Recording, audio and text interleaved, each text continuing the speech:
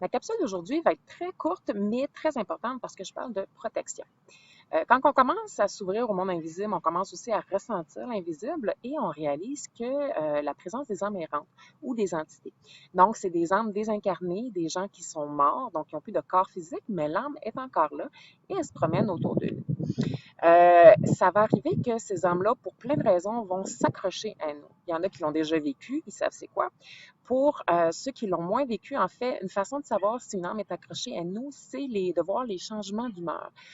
Donc, soudainement, on est plus fâché, on est fatigué, il y a un poids lourd sur nous autres, on part à pleurer, on part à rire. Donc, tous les changements d'humeur qui sont pas propres à nous d'habitude, qu'on dit que non, pourquoi je suis de même aujourd'hui? C'est pas toujours le cas, mais ça se pourrait que vous ayez tout simplement une âme errante qui est accrochée après vous. Et pour ceux qui l'ont déjà vécu, souvent on se dit, bon, ben OK, j'ai une âme après moi, je ne sais pas quoi faire. Et là, on va voir quelqu'un qui est capable de les enlever, on paye la personne, ça coûte cher, mais on se sent trappé, on se sent pris par cette âme-là qui est après nous. Et il y a un concept de base extrêmement important que j'ai compris sur le tard. Ça m'a pris des années avant de comprendre ça, mais c'était extrêmement révélateur pour moi. Aucune âme errante, donc aucune entité a de pouvoir sur votre corps. C'est vous qui êtes incarné, c'est vous qui avez un corps physique, c'est votre espace, c'est votre aura.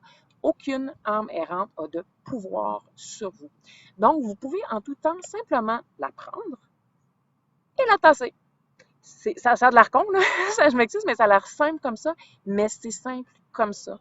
On a le plein pouvoir de notre espace à nous. Donc, si une âme errante qui rentre dans notre espace, on la prend, on la tasse.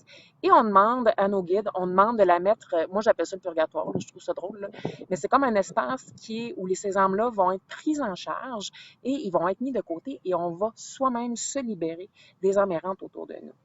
Donc, c'était pas plus compliqué que ça ma capsule, mais je le répète, aucune âme errante a de pouvoir sur votre corps. Si vous ressentez que vous avez une âme errante qui est après vous, vous la prenez dans votre tête, vous l'imaginez, peu importe, et vous la tassez.